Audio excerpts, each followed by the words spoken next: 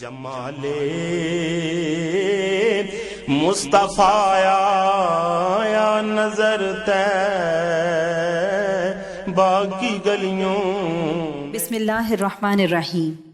الحمد للہ رب العالمین والعاقبۃ للمتقین والصلاۃ والسلام علی سید الانبیاء والمرسلین وعلی آلہ واصحابہ وازواجہ واہل بیتہ وذریاتہ اجمعین۔ اعوذ باللہ من الشیطان الرجیم۔ بسم اللہ الرحمن الرحیم۔ ان اللہ وملائکتہ یصلون علی النبی یا ایہا الذین آمنوا صلوا علیہ وسلموا تسلیما۔ اللہم صلی علی محمد النبی الامی وعلی آلہ وسلم۔ بسم اللہ الرحمن الرحیم۔ رب اشرح لی صدری ویسر لی امری واحلل عقدۃ من لسانی یفقہوا قولی۔ بسم اللہ الرحمن الرحیم۔ وقل جاء الحق وزہق الباطل ان الباطل کان زہوقا۔ آج ہم اپنا درس نمبر 27 پڑھیں گے۔ آئیے آغاز کرتے ہیں۔ بسم اللہ الرحمن الرحیم۔ سب سے پہلے ہے ماقبل سے ربط۔ آپ صلی اللہ علیہ وسلم جب مقام قاب قوسین پر پہنچے، کس شان کے ساتھ اللہ رب العزت نے محبوب صلی اللہ علیہ وسلم کے ساتھ وصل فرمایا۔ محبوب اور محب کے درمیان راز و نیاز کی باتیں ہوئیں۔ بارگاہ الہی سے امت محمدیہ صلی اللہ علیہ وسلم کے لیے 3 تحفے پیش کیے گئے۔ مقام قرب میں ادب کی رعایت ملحوظ رکھی گئی۔ عرش عظیم نے آپ صلی اللہ علیہ وسلم سے زبان حال سے کلام فرمایا۔ اگلی ہیڈنگ ہے مراجعت از معراج شریف۔ جب حضور صلی اللہ علیہ وسلم معراج سے واپس لوٹنے لگے تو بارگاہ قدس میں عرض کیا، اے رب، ہر مسافر کے لیے واپسی کا ایک تحفہ ہوتا ہے، میری امت کے لیے اس سفر کا تحفہ کیا ہے؟ حق تبارک و تعالی نے فرمایا، زندگی بھر میں ان کا ہوں، ان کے مرنے کے بعد بھی ان کا ہوں، اور قبروں میں بھی ان کا ہوں، اور حشر میں بھی ان کا ہوں، غرض یہ کہ ہر حال میں ان کا مددگار ہوں۔ فطوبى لکم یا امت محمد و بشرا لکم۔ خوشخبری ہے تمہارے لیے اے امت محمدیہ صلی اللہ علیہ وسلم، اور بشارت ہو تمہیں۔ الغرض اللہ سبحانہ و تعالی نے اس مقام قرب میں حضور صلی اللہ علیہ وسلم کو بہت عنایات سے نوازا اور طرح طرح کی بشارات سے مسرور کیا، اور خاص خاص احکام اور ہدایات فرمائیں۔ سب سے اہم حکم یہ تھا کہ آپ صلی اللہ علیہ وسلم کی امت کو 50 نمازوں کا حکم ہوا۔ اسلام اور مسلمان کا لقب، ہجرت اور جہاد، صدقہ اور صوم رمضان اور امر بالمعروف اور نہی عن المنکر شامل ہیں، جو کسی امت کو نہیں دی گئیں۔ پھر ہے 50 نمازوں کی فرضیت کے متعلق خلیل اللہ علیہ السلام کی خاموشی اور موسیٰ علیہ السلام کا کلام کرنا۔ آپ صلی اللہ علیہ وسلم جب ہزاروں مسرتوں کے ساتھ واپس ہوئے، واپسی میں حضرت ابراہیم خلیل اللہ علیہ السلام سے ملے۔ حضرت ابراہیم علیہ السلام نے ان احکام و ہدایات اور فریضہ نماز کے متعلق کچھ نہیں فرمایا۔ اس کے بعد جب مدنی آقا صلی اللہ علیہ وسلم چھٹے آسمان پر پہنچے تو حضرت موسیٰ علیہ السلام پر گزر ہوا۔ انہوں نے دریافت فرمایا کہ کیا احکام ملے ہیں؟ آپ صلی اللہ علیہ وسلم نے فرمایا کہ 50 نمازیں ملی ہیں۔ تو حضرت موسیٰ علیہ السلام نے فرمایا کہ فصلہ التخفیف، کہ کمی کی درخواست کریں۔ میری امت تو 2 بھی نہ پڑھ سکی، آپ کی امت 50 کیسے پڑھے گی؟ میں تجربہ کر چکا ہوں، اور آپ کی امت تو ضعیف ہے، کمزور ہے۔ حضور صلی اللہ علیہ وسلم واپس تشریف لے گئے، تخفیف کی درخواست پیش کی، تو اللہ سبحانہ و تعالی نے 5 کم فرما دیں۔ پھر تشریف لائے، پھر موسیٰ علیہ السلام انتظار میں تھے، پوچھا کہ کتنی کم ہوئیں؟ حضور صلی اللہ علیہ وسلم نے فرمایا 5۔ موسیٰ علیہ السلام نے فرمایا آپ کی امت 45 بھی نہیں پڑھ سکے گی۔ پھر تخفیف کے لیے مشورہ دیا۔ کئی بار حضور صلی اللہ علیہ وسلم تشریف لے گئے، جب 5 رہ گئیں تو بھی حضرت موسیٰ علیہ السلام نے فرمایا کہ محبوب صلی اللہ علیہ وسلم امت 5 بھی نہیں پڑھ سکے گی، تخفیف کروائیے۔ آپ صلی اللہ علیہ وسلم نے فرمایا انی استحیی، کہ میں نے بار بار درخواست کی، اب مجھے حق تعالی سے شرم آتی ہے، اگر 5 بھی کم ہو گئیں تو پھر بچے گا کیا؟ پھر ہے ایک معراج میں کئی معراج۔ حضور صلی اللہ علیہ وسلم کے بار بار دربار شاہی میں تشریف لے جانے پر علماء کرام نے عجیب نکتہ لکھا ہے کہ یہ دراصل ایک معراج نہیں تھی۔ حضور صلی اللہ علیہ وسلم کو اس ایک معراج میں کئی معراج سے مشرف فرمایا گیا۔ موسیٰ علیہ السلام کے بار بار مشورہ دینے میں حکمت۔ علماء فرماتے ہیں کہ حضرت موسیٰ علیہ السلام بھی تو کلیم اللہ تھے، اللہ کے رسول تھے۔ انہوں نے جب کوہ طور پر سوال کیا ربی ارنی انظر الیک، میرے اللہ مجھے اپنی زیارت کروائیں، اللہ سبحانہ و تعالی نے فرمایا لن ترانی، تو مجھے نہیں دیکھ سکتے، ولیکن انظر الی الجبل فإن استقر مکانہ فسوف ترانی، اس پہاڑ پر نظر کرو، اگر یہ اپنی جگہ پر ثابت قدم رہے تو تم مجھے دیکھ سکو گے۔ فلما تجلی ربہ للجبل جعلہ دکا وخر موسیٰ صعقا، اللہ سبحانہ و تعالی نے جب اپنی تجلی ڈالی تو پہاڑ ریزہ ریزہ ہو گیا اور موسیٰ علیہ السلام بے ہوش ہو گئے۔ علماء فرماتے ہیں کہ موسیٰ علیہ السلام کو چونکہ دیدار الہی نہیں ہوا تھا اور حضور صلی اللہ علیہ وسلم کو دیدار ہوا تو موسیٰ علیہ السلام یہ چاہتے تھے کہ میں رب کو تو نہیں دیکھ سکا، لیکن وہ آنکھیں جو رب تعالیٰ کو دیکھ کر آ رہی ہیں ان کو تو میں بار بار دیکھ لوں۔ اسی لیے وہ بار بار مشورہ دیتے رہے کہ حضور صلی اللہ علیہ وسلم بار بار جائیں، پھر آئیں، پھر جائیں، پھر آئیں، جتنی مرتبہ اپنے رب کا دیدار کریں گے اتنی مرتبہ میں کم از کم محمد مصطفیٰ صلی اللہ علیہ وسلم کا تو دیدار کر لوں گا۔ فرضیت 5 نمازوں کی مگر ثواب 50 کا۔ بہرحال جب آپ صلی اللہ علیہ وسلم حضرت موسیٰ علیہ السلام کے مقام سے آگے بڑھے تو غیب سے آواز آئی، یہ 5 نمازیں ہیں مگر 50 کے برابر ہیں۔ من جاء بالحسنۃ فلہ 10 امثالھا، ایک نیکی کا 10 گنا بدل ہے، یہ تو میرا فیصلہ ہے، اور ما یبدل القول لدی، میرے فیصلے کبھی تبدیل نہیں ہوتے۔ آپ صلی اللہ علیہ وسلم کی امت 5 نمازیں پڑھے گی مگر ہم 50 لکھیں گے۔ اصل فرض نمازیں 5 ہیں اور 50 سے 5 تک تدریج و ترتیب کسی مصلحت و حکمت پر مبنی ہے۔ جیسے طبیب کے معالجے میں ترتیب و تدریج حکمت و مصلحت پر مبنی ہوتی ہے اور مریض اپنی لا علمی کی وجہ سے اس کو تغیر و تبدل سمجھتا ہے۔ واللہ عالم بحقیقت الحال۔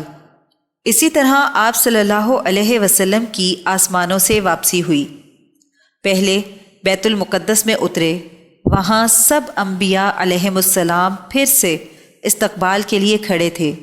پھر حضور صلی اللہ علیہ وسلم فرماتے ہیں کہ میرے لیے براق لائی گئی، میں براق پر سوار ہو کر صبح سے پہلے پہلے مکہ مکرمہ پہنچا۔ بوقت سیر سماوات وقت کا رک جانا۔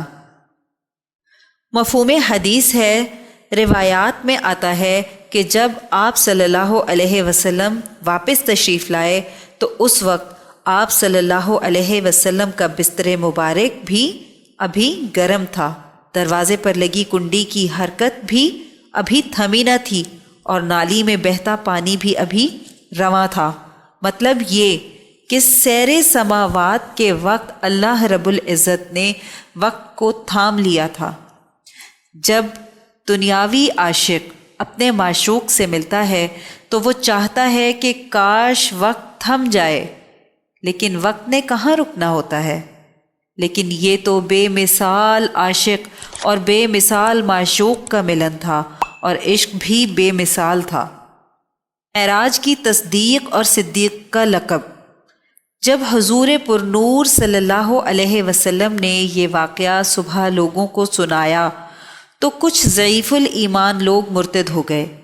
کسی نے تعجب کیا، کسی نے مذاق اڑایا، اور کچھ مشرکین دوڑے اور حضرت ابو بکر صدیق رضی اللہ تعالی عنہ کے پاس آئے اور کہنے لگے کہ کچھ اپنے رفیق کی بھی خبر ہے کہ کیا کہتا ہے؟ کہتا ہے کہ آج رات مجھے بیت المقدس لے جایا گیا۔ حضرت ابو بکر صدیق رضی اللہ تعالیٰ عنہ نے فرمایا کہ محمد صلی اللہ علیہ وسلم اگر ایسا فرماتے ہیں تو میں ان کی تصدیق کرتا ہوں، جو فرمایا ہے اس پر میں ایمان لاتا ہوں۔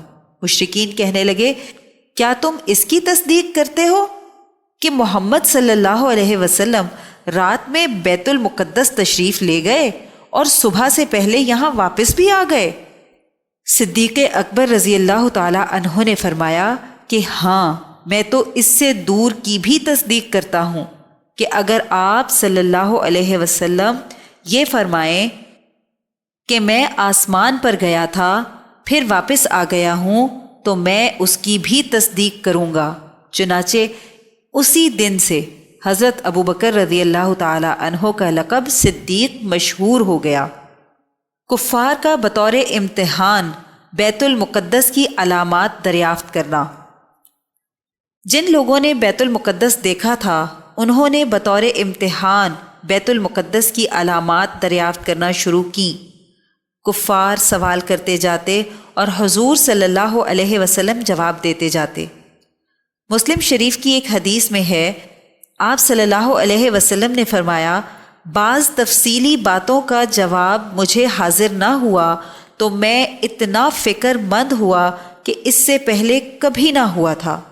اس وقت بیت المقدس کو میرے پیش نظر کیا گیا۔ جو کچھ انہوں نے پوچھا میں نے تفصیلاً بتا دیا، حتیٰ کہ کوئی بات پوچھنے کی باقی نہ رہی۔ بیت المقدس پیش کیے جانے پر علماء کے احتمالات۔ پہلا ہے، مسجد اٹھا کر آپ صلی اللہ علیہ وسلم کے سامنے لائی گئی، جس طرح ملکہ بلقیس کا تخت پلک جھپکتے حضرت سلیمان علیہ السلام کے سامنے لایا گیا تھا۔ دوسرا احتمال یہ ہے کہ اس کی مثل کو حضور صلی اللہ علیہ وسلم کے آگے لایا گیا، جس طرح جنت دوزخ کو نماز میں حضور صلی اللہ علیہ وسلم کے آگے نماز میں متمثل کیا گیا۔ تیسرا احتمال یہ بھی ہو سکتا ہے کہ اللہ سبحانہ و تعالی نے اپنے حبیب صلی اللہ علیہ وسلم کے لیے بیت المقدس تک تمام پردے اٹھا لیے ہوں اور بیت المقدس پیش نظر ہوا ہو۔ ایک روایت میں ہے، حضرت جبرائیل علیہ السلام بیت المقدس کو اٹھا کر میرے سامنے عقیل کے گھر کے پاس لائے، میں اس کو دیکھتا جاتا اور جو وہ دریافت کرتے جاتے میں بتاتا جاتا۔ حدیث مبارکہ کا مفہوم ہے کہ لوگوں نے آپ صلی اللہ علیہ وسلم سے پوچھا کہ بیت المقدس کے کتنے دروازے ہیں؟ اب اس وقت جو حضور صلی اللہ علیہ وسلم پر مکشوف ہوا تو اسی وقت حضور صلی اللہ علیہ وسلم نے گن کر بتلا دیے۔ اسراء کے متعلق کفار کے مزید سوالات۔ کفار قریش نے حضور صلی اللہ علیہ وسلم سے کہا کہ اچھا راستے کا کوئی واقعہ بتائیں۔ آپ صلی اللہ علیہ وسلم نے فرمایا، راستے میں فلاں جگہ مجھ کو ایک تجارتی قافلہ ملا، اس کا ایک اونٹ گم ہو گیا تھا، بعد میں مل گیا، انشاءاللہ 3 روز کے بعد یہ قافلہ مکہ پہنچ جائے گا۔ قافلے کے آگے خاکستری رنگ کا اونٹ ہوگا جس پر 2 بورے لدے ہوں گے۔ چنانچہ تیسرے دن اسی شان سے وہ قافلہ مکہ میں داخل ہوا اور اس نے اونٹ گم ہونے کا واقعہ بھی بیان کیا۔ ولید بن مغیرہ نے یہ سن کر اور دیکھ کر کہا کہ یہ جادو ہے۔ لوگوں نے کہا کہ ولید سچ کہتا ہے۔ کفار کے اعتراضات ہی آپ صلی اللہ علیہ وسلم کے سفر معراج کی صداقت کی دلیل بن گئے۔ کفار نے شور مچایا کہ یہ سحر ہے، نعوذ باللہ۔ ہم تو یہی کہتے ہیں کہ محمد صلی اللہ علیہ وسلم مجنون ہیں، ساحر ہیں، نعوذ باللہ، دیوانے ہیں، نعوذ باللہ۔ بیت المقدس کا سفر اونٹ یا گھوڑے پر 1 ماہ کا ہے، اور یہاں تو آسمانوں کی سیر، جنت دوزخ کی سیر، سب کا دعویٰ کیا جا رہا ہے۔ یہ شور مچانا ہی آپ صلی اللہ علیہ وسلم کے سفر معراج کی صداقت کی دلیل بن گیا کہ اگر کوئی خواب دیکھتا ہے کہ اس نے سارے جہاں کی سیر کر لی ہے، کون شور مچاتا ہے؟ یہ تو روح مع الجسد سیر تھی، اسی لیے کفار کے حلق سے نیچے نہ اترتی تھی۔ معجزہ حبس شمس۔ ایک روایت میں ہے کہ آپ صلی اللہ علیہ وسلم نے یہ نشانی بتلائی کہ فلاں تجارتی قافلہ جو شام سے آ رہا ہے وہ بدھ کی شام تک مکہ پہنچ جائے گا۔ جب بدھ کا دن ہوا، قافلہ نہ پہنچا اور غروب آفتاب کا وقت ہو گیا، آپ صلی اللہ علیہ وسلم نے اللہ سبحانہ و تعالی سے دعا فرمائی کہ یا اللہ، سورج کو کچھ دیر روک لیجئے۔ اللہ سبحانہ و تعالی نے یہ دعا قبول فرمائی اور آفتاب کو روک دیا، یہاں تک کہ یہ قافلہ آپ صلی اللہ علیہ وسلم کی خبر کے مطابق اسی روز شام کو مکہ پہنچ گیا۔ علماء سیرت کے نزدیک یہ معجزہ حبس شمس کے نام سے موسوم ہے۔ سفر معراج، لطائف و معارف اور اسرار۔ سبحان الذی اسری بعبدہ لیلا من المسجد الحرام الی المسجد الاقصی۔ اللہ رب العزت نے واقعہ اسراء کو لفظ سبحان الذی سے اس لیے شروع فرمایا کہ کوئی کوتاہ نظر اس کو ناممکن اور محال نہ سمجھے۔ اللہ سبحانہ و تعالی ہر قسم کے ضعف اور عجز سے پاک ہے۔ ہماری عقلیں ناقص ہیں، اگرچہ کسی شے کو کتنا ہی عجیب سمجھیں، مگر اللہ سبحانہ و تعالی کی لامحدود قدرت اور مشیت کے سامنے کوئی مشکل نہیں۔ یہ ایک عظیم الشان معجزہ ہے جو آپ صلی اللہ علیہ وسلم کے علاوہ کسی کو حاصل نہیں۔ اگر یہ کوئی خواب یا کشف ہوتا تو مشرکین مکہ اس قدر استہزاء نہ کرتے اور نہ بیت المقدس کی علامتیں آپ صلی اللہ علیہ وسلم سے دریافت کرتے۔ امام رازی رحمۃ اللہ علیہ فرماتے ہیں، شب معراج میں اللہ سبحانہ و تعالی نے نبی کریم صلی اللہ علیہ وسلم سے دریافت فرمایا کہ آپ کو کون سا لقب اور کون سی صفت سب سے زیادہ پسند ہے؟ آپ صلی اللہ علیہ وسلم نے فرمایا، صفت عبدیت یعنی تیرا بندہ ہونا مجھے سب سے زیادہ محبوب ہے۔ اس لیے یہ سورت جب نازل ہوئی تو اسی پسند فرمودہ لقب کے ساتھ نازل ہوئی۔ دنیا میں معراج اور آخرت میں شفاعت کا تاج۔ حضور صلی اللہ علیہ وسلم کو دوسرے انبیاء علیہم السلام پر جو فضیلت حاصل ہے، اس میں 2 باتیں خاص طور پر باعث فضیلت ہیں۔ نمبر 1 دنیا میں معراج، اور نمبر 2 آخرت میں شفاعت کا تاج۔ علماء فرماتے ہیں کہ حضور صلی اللہ علیہ وسلم کو یہ فضائل ان کی تواضع کے سبب عطا ہوئے۔ اللہ سے تواضع فرمائی تو معراج نصیب ہوئی، اور مخلوق سے تواضع فرمائی تو شفاعت کا تاج آپ صلی اللہ علیہ وسلم کے سر مبارک پر رکھا گیا۔ پہلے آسمان پر حضرت آدم علیہ السلام سے ملاقات میں حکمت۔ چونکہ حضرت آدم علیہ السلام اول الانبیاء ہیں اور اول الآباء ہیں، اس لیے سب سے پہلے ان سے ملاقات کرائی گئی، اور اس ملاقات میں ہجرت کی طرف اشارہ تھا کہ جس طرح حضرت آدم علیہ السلام نے ایک دشمن کی وجہ سے جنت سے زمین کی طرف ہجرت فرمائی، اسی طرح آپ صلی اللہ علیہ وسلم بھی مکہ سے مدینہ کی جانب ہجرت فرمائیں گے۔ دوسرے آسمان پر حضرت عیسیٰ علیہ السلام اور حضرت یحییٰ علیہ السلام سے ملاقات میں حکمت۔ حضرت عیسیٰ علیہ السلام آخر زمانے میں ایک مجدد کی حیثیت سے شریعت محمدیہ صلی اللہ علیہ وسلم کو جاری فرمائیں گے، اور قیامت کے دن حضرت عیسیٰ علیہ السلام تمام اولین اور آخرین کو لے کر حضور صلی اللہ علیہ وسلم کی خدمت میں حاضر ہوں گے اور شفاعت کبریٰ کی درخواست کریں گے۔ حضرت یحییٰ علیہ السلام کی مائیت کی وجہ بعض قرابت نسبی ہے کہ حضرت عیسیٰ اور حضرت یحییٰ علیہ السلام خالہ زاد بھائی تھے۔ تیسرے آسمان پر حضرت یوسف علیہ السلام سے ملاقات میں حکمت۔ اس ملاقات میں اس طرف اشارہ ہے کہ حضرت یوسف علیہ السلام کی طرح آپ صلی اللہ علیہ وسلم بھی اپنے بھائیوں سے تکلیف اٹھائیں گے اور آپ صلی اللہ علیہ وسلم غالب آئیں گے اور ان سے درگزر فرمائیں گے۔ چنانچہ فتح مکہ کے دن آپ صلی اللہ علیہ وسلم نے قریش کو اسی خطاب سے مخاطب فرمایا جو یوسف علیہ السلام نے اپنے بھائیوں سے کیا تھا۔ لا تثریب علیکم اليوم یغفر اللہ لکم وہو ارحم الراحمین، آج تم پر کوئی ملامت نہیں، اللہ تم کو معاف کرے، وہ ارحم الراحمین ہے۔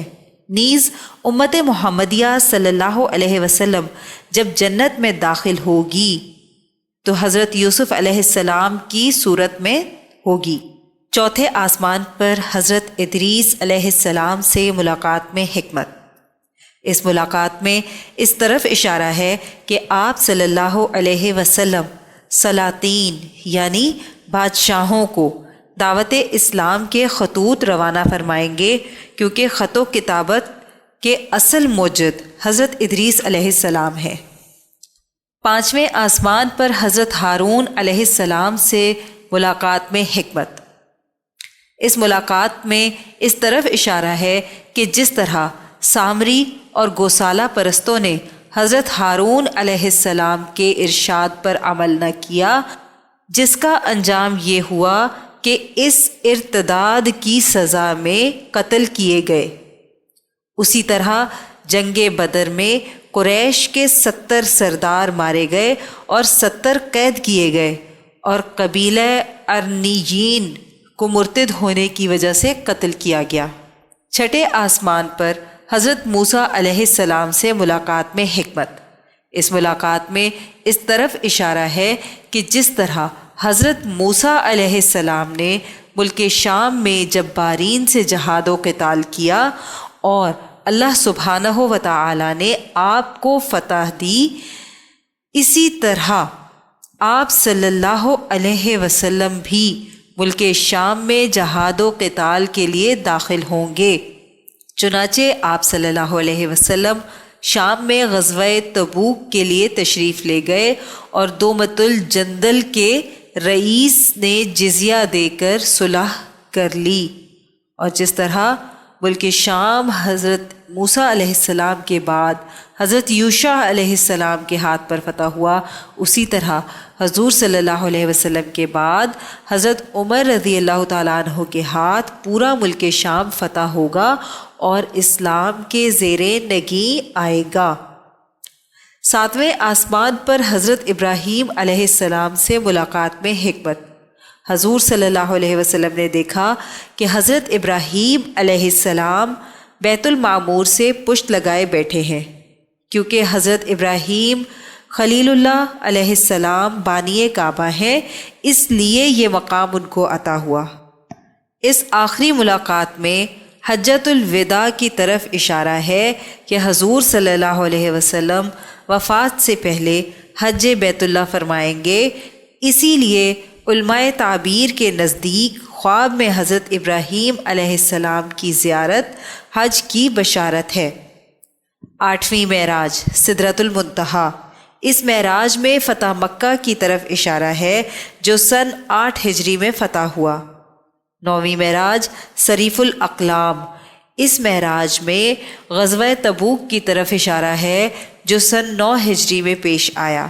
10ویں معراج دیدار الہی، ثم دنا فتدلی فکان قاب قوسین او ادنی، اس 10ویں معراج میں چونکہ لقائے خداوندی حاصل ہوا، اس لیے اس میں اشارہ اس طرف ہے کہ ہجرت کے 10ویں سال حضور صلی اللہ علیہ وسلم کا وصال ہوگا، اور اس سال خداوند ذوالجلال کا لقاء ہوگا، یعنی ملاقات ہوگی، اور دار دنیا کو چھوڑ کر رفیق اعلیٰ سے جا ملیں گے۔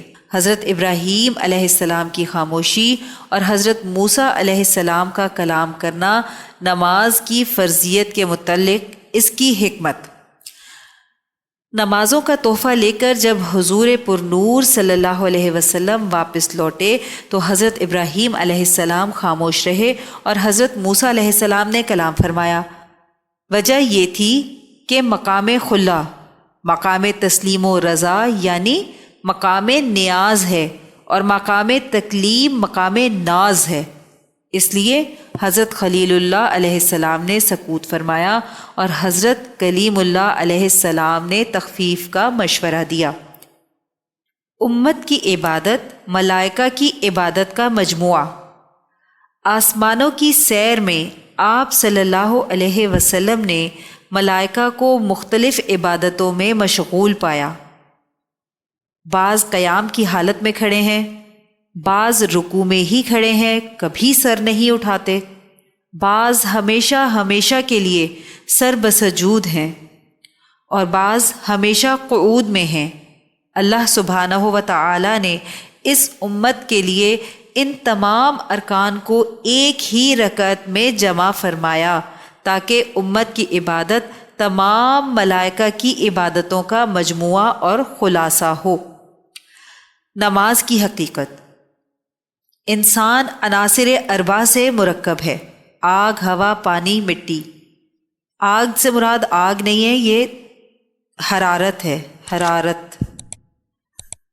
ہوا، پانی اور مٹی، اس لیے اس کی عبادت بھی قیام، قعود، رکوع اور سجود ان ارکان اربع سے مرکب ہوئی۔ اور چونکہ اللہ سے غفلت کے اسباب 5 ہیں یعنی حواس خمسہ، اس لیے ایک دن میں 5 نمازیں فرض کی گئیں۔ مستحق محبت صرف اللہ سبحانہ و تعالی کی ذات ہے۔ جو شخص اللہ کے غیر سے یوں محبت کرتا ہے کہ اس غیر کی اللہ سبحانہ و تعالی سے نسبت نہیں ہے تو وہ اپنی جہالت اور معرفت خداوندی میں کوتاہی کرتا ہے۔ آپ صلی اللہ علیہ وسلم کی محبت محمود ہے کیونکہ یہ بعین ہی اللہ سبحانہ و تعالی کی محبت ہے، کیونکہ محبوب کا محبوب بھی محبوب ہوتا ہے، اور محبوب کے محبوب سے محبت دراصل اصل کی طرف لوٹتی ہے، یعنی اللہ کی محبت کی طرف۔ پس جو شخص آج اپنے نفس میں مشغول ہے وہ کل بھی اپنے نفس میں مشغول ہوگا، اور جو آج اپنے رب میں مشغول ہے وہ کل بھی اپنے رب کے ساتھ مشغول رہے گا۔ دنیا میں سب سے زیادہ لذیذ چیز اللہ سبحانہ و تعالی کی معرفت ہے۔ آخرت میں سب سے زیادہ لذیذ چیز اللہ سبحانہ و تعالی کا دیدار ہے، کیونکہ جب جنت والوں کو جنت کی سب نعمتیں عطا کر دی جائیں گی وہ اس میں مشغول ہوں گے۔ ان اصحاب الجنت اليوم فی شغل فاکہون، اس وقت اعلان ہوگا کہ تمہارا پروردگار تمہیں اور بھی کچھ دینا چاہتا ہے۔ وہ سمجھیں گے کہ سب کچھ تو مل چکا اے رب، تو اعلان ہوگا کہ سب کو اب دیدار الہی نصیب ہوگا، تو تمام جنتی وہ سب نعمتیں فراموش کر دیں گے جن کو نہ کسی آنکھ نے دیکھا، نہ کسی کان نے سنا، نہ کسی دل میں اس کا خیال گزرا۔ وہ دیدار میں ایسے مست ہو جائیں گے کہ ہزاروں سال تک ان کو ہوش نہ آئے گا۔ کیسی ہوگی دیدار الہی کی لذت! بس جو حجابات زندگی کی وجہ سے ہیں، موت سے وہ سب ہٹ جائیں گے، اور میرے نبی معزز و معظم و مکرم صلی اللہ علیہ وسلم کے لیے یہ حجابات دنیا ہی میں اسی زندگی میں ہٹا دیے گئے۔ ہم اس نبی کی امت ہیں، کیا شان ہے نبی صلی اللہ علیہ وسلم کی۔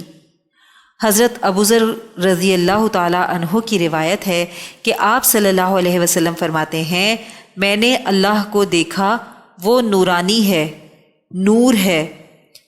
دراصل دیدار کی لذت تو معشوق کی رویت ہے۔ جنتیوں کے لیے وعدہ ہے، للذین احسنوا الحسنی وزیادہ۔ اولیاء کرام کو اپنے اعمال سیئات لگتے ہیں۔ ایسے اولیاء بھی گزرے ہیں کہ جب رات کی نماز ختم کرتے تو پھر زمین پر گر کر اللہ سبحانہ و تعالیٰ کے سامنے دست بستہ رونے لگتے اور فرماتے، مولا یہ جو گناہ کیا ہے اس کو معاف کر دے۔ ان سے پوچھا گیا کہ آپ تو ابھی نفل نماز پڑھ کر فارغ ہوئے ہیں، آپ کس گناہ کی بات کر رہے ہیں، جس کی توبہ کر رہے ہیں؟ فرمایا کہ میرا وجود اس قابل نہ تھا کہ رب کی دہلیز پر کھڑا ہوتا اور مصلی پر اس کے دروازے پر کھڑا رہتا۔ میری زبان اس قابل نہ تھی کہ اس کی حمد کرتا، اس کا نام لیتا۔ میں اس پلید زبان سے اس کا ذکر کرتا رہا۔ میری جبین اس قابل نہ تھی کہ اس کی دہلیز پر سجدہ ریز ہوتی۔ میں نے سجدہ کیا ہے تو میری ساری عبادت میں بے ادبی ہی بے ادبی ہے۔ اس کی شان کے لائق کچھ بھی کرنے کو نہ تھا۔ معافی اس لیے مانگتا ہوں کہ وہ اس بے ادبی کو معاف فرما دے۔ اس کے بعد ہے اسراء معراج، لذتوں بھرے سفر کا اختتام، اور اس میں جو لکھنے والے ہیں وہ اپنی طرف سے اللہ پاک سے دعا فرما رہے ہیں۔ آئیے ہم بھی اس میں شامل ہو جاتے ہیں، اور لکھتے ہیں، ہمارے پاس ایسے اعمال اور ایسی زبانیں نہ تھیں کہ اس سفر اور اس کے عجائبات کو لکھتے اور آپ تک پہنچاتے، مگر ہم نیک فعل لینے میں اپنے نبی صلی اللہ علیہ وسلم کی اقتداء کرتے ہیں اور امید کرتے ہیں کہ ہماری دنیا و آخرت بہتر ہو۔ محض رحمت خداوندی کی وسعت نے اس کام کی توفیق اور حوصلہ عطا فرمایا۔ وَمَن يَعْمَلْ سُوءًا أَوْ يَظْلِمْ نَفْسَهُ ثُمَّ يَسْتَغْفِرِ اللَّهَ يَجِدِ اللَّهَ غَفُورًا رَحِيمًا۔ جو کوئی برا عمل کرے یا اپنے نفس پر زیادتی کرے پھر اللہ سے بخشش مانگے تو وہ اللہ کو بخشنے والا مہربان پائے گا۔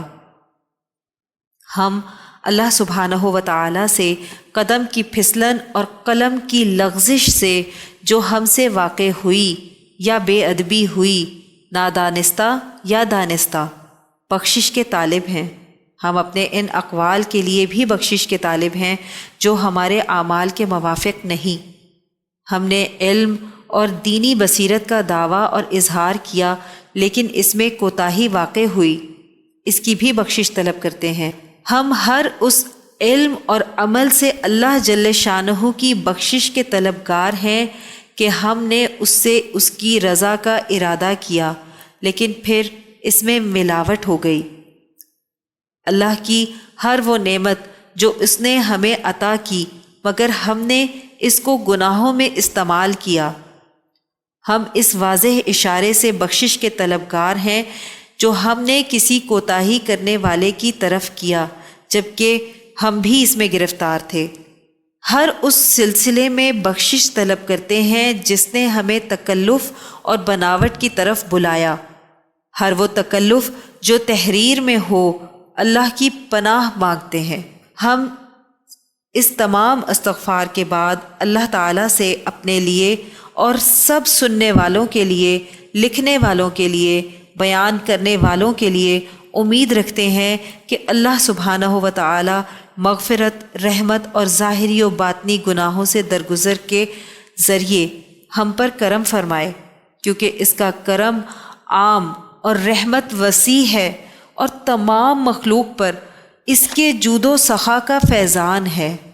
جیسا کہ مدنی آقا صلی اللہ علیہ وسلم کا ارشاد ہے، قیامت کے دن اللہ سبحانہ و تعالی مسکراتے ہوئے جیسا کہ اس کی شان کے لائق ہے تجلی فرمائیں گے اور ارشاد فرمائیں گے کہ اے مسلمانوں کی جماعت، تمہیں خوشخبری ہو، میں نے تم میں سے ہر ایک کی جگہ جہنم میں یہودی یا عیسائی کو بھیج دیا ہے۔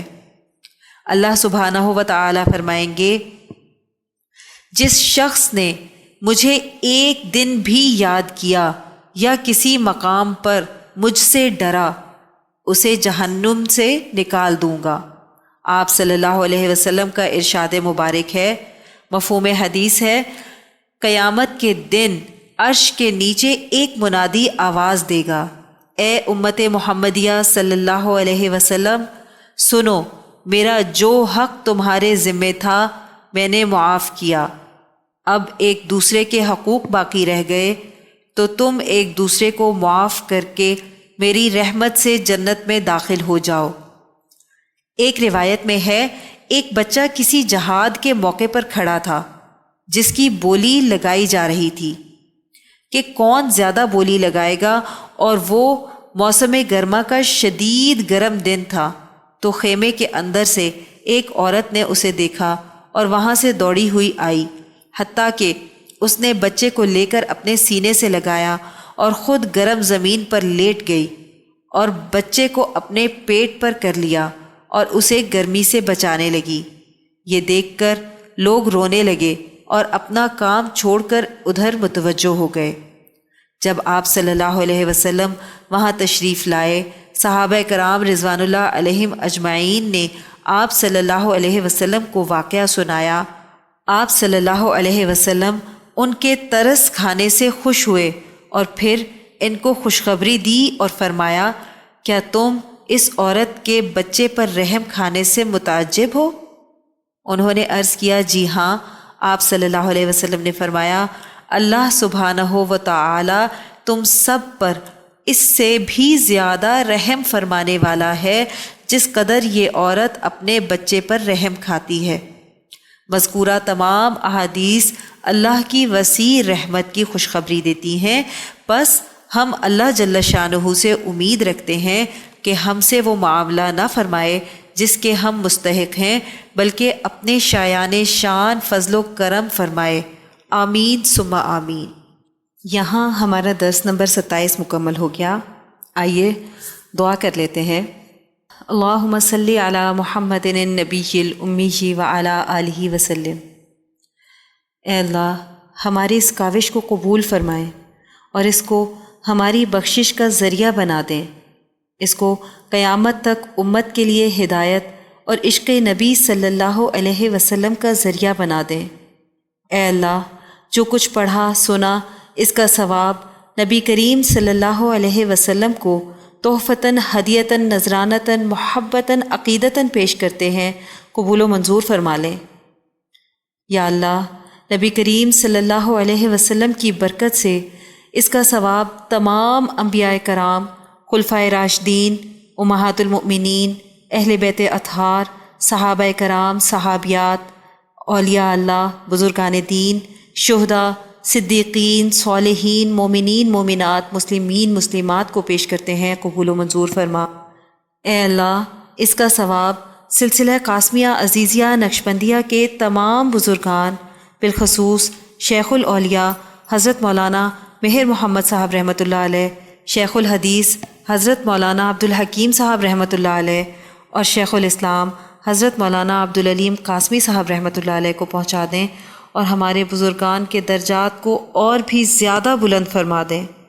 اے اللہ، ہمارے مرشد گرامی حضرت شیخ عزیز القاسمی حکیمی مہروی نقشبندی مجددی دامت برکاتہم العالیہ پر اپنا خاص فضل اور خانقاہ اور مدرسے پر اپنا خصوصی کرم فرما دیں، اور انہیں امت کے لیے ہدایت و شفا کا ذریعہ بنا دیں۔ آمین بحرمت سید المرسلین صلی اللہ علیہ وسلم۔ سبحان ربک رب العزت عما یصفون وسلام علی المرسلین والحمد للہ رب العالمین۔ جدر دے